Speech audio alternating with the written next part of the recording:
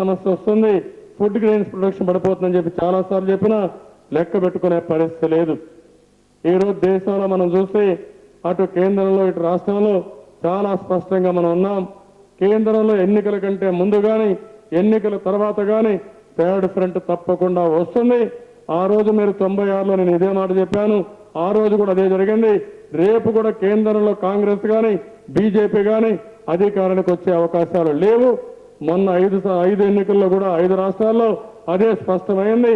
భవిష్యత్తులో కూడా third front అధికారానికి రావడం ఖాయం. అది ఎన్నికల ముందు వస్తుందా ఎన్నికల తర్వాత వస్తుందా తప్పకుండా జరిగి తీరుతుందని చెప్పి కూడా నేను మీకు తెలియజేసుకుంటున్నాను. అయితే ఈరోజు మనం ఒక విషయం ఆలోచించాలి. మనం ఉన్నప్పుడు అనేక కార్యక్రమాలు చేశాం, అభివృద్ధి కార్యక్రమాలు చేశాం, సంపదను సృష్టించాం, ఆదాయాన్ని పెంచాం. మళ్ళా అదే పరిస్థితి 94లో ఏ పరిస్థితి ఉందో ఆ పరిస్థితి తీసుకొచ్చే పరిస్థితి వస్తూ ఉంది. ఈరోజు ఆర్థిక సంక్షోభం పేరుతో పూర్తిగా ఆదాయం పడిపోయి అభివృద్ధి కార్యక్రమాలు ఆగిపోయి గ్రోత్ కూడా జరగకుండా మళ్ళా ఆ సమస్యలు మీరు సృష్టించే పరిస్థితి వస్తూ ఉంది.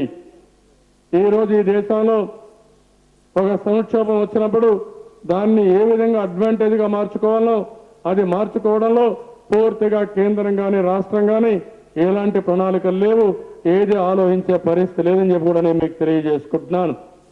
కడకు ముఖ్యమంత్రి అయితే ప్రాధాన్యత లేకుండా ఇష్ట ప్రకారం ఇచ్చి ఎంత దారుణం అంటే యూనివర్సిటీ టీచర్లకు ఇవ్వాల్సిన జీతాలు కూడా ఇవ్వలేకుండా కడాన వాళ్ళకి చెప్పింది యూనివర్సిటీలో కార్పస్ ఫండ్ ఉంది, ఆ ఫండ్ మీరు ఉపయోగించుకోండి, మీరు జీతాలు తీసుకోండి, మాకు డబ్బులు వస్తే అప్పుడు ఇస్తామనే పరిస్థితికి వచ్చింది.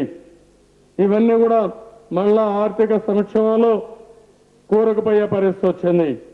ఈరోజు 1000 కోట్ల రాయితీలు ఇచ్చారు. ఇంకో పక్కన ఖనిజ సంపద మొత్తం కొన్ని కంపెనీలకు అప్పచెప్పే పరిస్థితి వచ్చింది. రాష్ట్రానికి ఉండవలసిన ఆస్తుల్ని రాష్ట్రానికి లేకుండా కొంతమంది వ్యక్తులకు, అందులో కూడా ప్రభుత్వంలో ఉండే అధినేత కానీ వాళ్ళ మనుషులకు ఇచ్చుకునే పరిస్థితి వచ్చింది. ఈ సందర్భంలో మనం ప్రజల్లోకి వెళ్తున్నాం. ఈరోజు ఒక విషయం మనం గుర్తుపెట్టుకోవాల్సిన అవసరం ఉంది.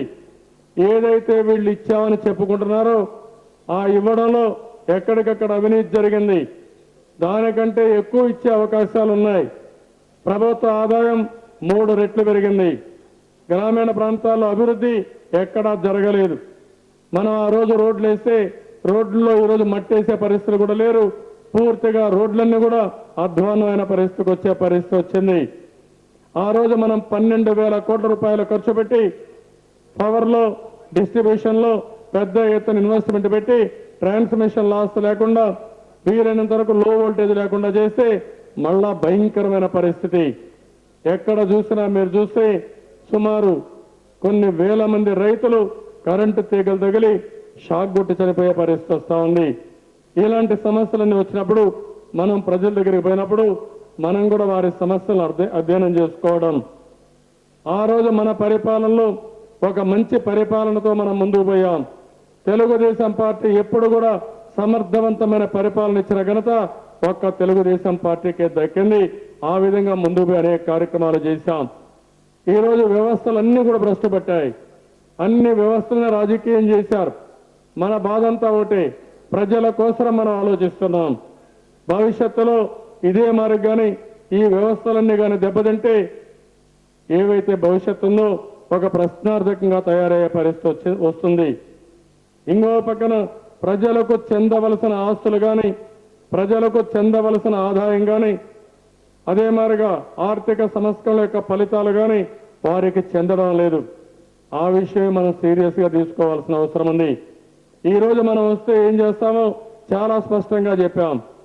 దానికంటే ముఖ్యంగా ఇంకా సమర్థవంతమైన ప్రభుత్వ యంత్రాంగం ద్వారా ఇంకా మంచి పాలసీల ద్వారా ఏ విధంగా పేదరిక నిర్మూలన చేస్తాం, ఏ విధంగా రైతులను ఆదుకోగలుగుతాం, ఏ విధంగా సామాజిక న్యాయం చేస్తామో మీరు ప్రజల్లోకి తీసుకుపోవాల్సిన అవసరం ఉంది. మనం ఈ యొక్క ప్రోగ్రామ్ని 45 రోజులు తీసుకుంటున్నాం. 45 రోజులు నా ఉద్దేశం అయితే ఒక 15 రోజులు అయిన తర్వాత మళ్ళా ఒక వర్క్షాప్ పెట్టుకుందాం. ఎక్కడికక్కడ సమీక్షలు చేద్దాం. ఈ యొక్క మనం పోయే చైతన్య యాత్రలు భవిష్యత్తులో మన ఎన్నికల మేనిఫెస్టో కోసం ప్రజలకు ఏం చేస్తామో చాలా స్పష్టంగా చెప్పడానికి ఈ చైతన్య యాత్రలో ఉపయోగపడవలసిన అవసరం ఉంది. మన రాష్ట్రంలో రాజకీయ పరిస్థితులు మీరు చూస్తున్నారు. ఈ ముఖ్యమంత్రి ఎవ్రీడే నిద్రలేస్తే నేను గెలుస్తున్నాను చెప్పడం తప్ప 236 సీట్లు గెలుస్తున్నాను, 36 పార్లమెంటు గెలుస్తున్నాను కోతలు కోసే పరిస్థితి వస్తా ఉంది. ఎప్పుడు కూడా గెలిస్తే వాళ్ళు 10 సార్లు చెప్పక్కర్లేదు, ఓడిపోయే వాళ్ళే 100 సార్లు చెప్పుకోవాలి. ఎందుకంటే గెలుస్తున్నాం అంటే నమ్మకం కలిగించడం కోసం చెప్పుకుంటున్నారు తప్ప వాళ్ళు ఓడిపోతామనే పిరికితనంతోనే ప్రతిరోజు అదే పేరు పెట్టుకొని చెప్పుకుంటున్నారు. కాబట్టి నేను ఒకటే మిమ్మల్ని కోరుతున్నాను, మనకు ఒక సమర్థవంతమైన పార్టీ యంత్రాంగం ఉంది, బ్రహ్మాండమైన నెట్వర్క్ ఉంది. మన పార్టీ యంత్రాంగాన్ని మనం యాక్టివేట్ చేయాల్సిన అవసరం ఉంది. ఇక కొత్త పార్టీ గురించి పెద్దగా ఆలోచించాల్సిన పని లేదు. ఎందుకంటే వాళ్ళు ఇంకా బాలారిస్తాలను ఉన్నారు, మనం అవి కూడా చూస్తున్నాం. ఆ పార్టీని గురించి మనం ఎక్కువ కాన్సన్ట్రేషన్ కంటే మన పనితనం పైన మనం ప్రజలకు ఎలాంటి నమ్మకాన్ని కలిగిస్తామో దానిపైన నమ్మకం కలిగించాల్సిన అవసరం ఉంది. దానికి సమాయత్తం కావాల్సిందిగా నేను కోరుకుంటూ ఈరోజు మీటింగ్లో మనం ఏ డైరెక్షన్లో ముందుకు పోవాలి, ప్రజల సమస్యలు ఏ సమస్యల ముందు తీసుకుపోవాలి, రాబోయే 2 నెలలు ఎలాంటి కార్యక్రమాలు చేయాలి, అన్ని స్థాయిల్లో కూడా పార్టీ యంత్రాంగాన్ని యాక్టివేట్ చేసి అదే మరిగా మనం ఎలాంటి సిద్ధాంతాలతో ఎలాంటి పాలసీస్తో ముందుకు పోవాలనో అదే మరి ప్రజా సమస్యలపైన ఏ విధంగా ఆందోళన చేయాలనో దానికి ఒక కార్యాచరణ ప్రణాళిక తయారు చేసడానికి మనం సమావేశమయ్యాం. ఆ ఉద్దేశంతో మీరు ఆలోచించాల్సిందిగా నేను కోరుకుంటూ ఈరోజు సాయంత్రం వరకు మనం మాట్లాడుకున్న తర్వాత 26 నుంచి ఈ కార్యక్రమాలు ప్రారంభించుకుందాం. అందులో కూడా నేను ఒకటే సీనియర్ లీడర్స్ అందరినీ కోరుతున్నాను, మీరందరూ కూడా పార్టీ సేవకు కూడా కొంతవరకు అందుబాటులో ఉండాలి. అందరం బిజీగా ఉన్నాం, జిల్లా పార్టీ అధ్యక్షులు బిజీగా ఉన్నారు, సీనియర్ లీడర్స్ బిజీగా ఉన్నారు.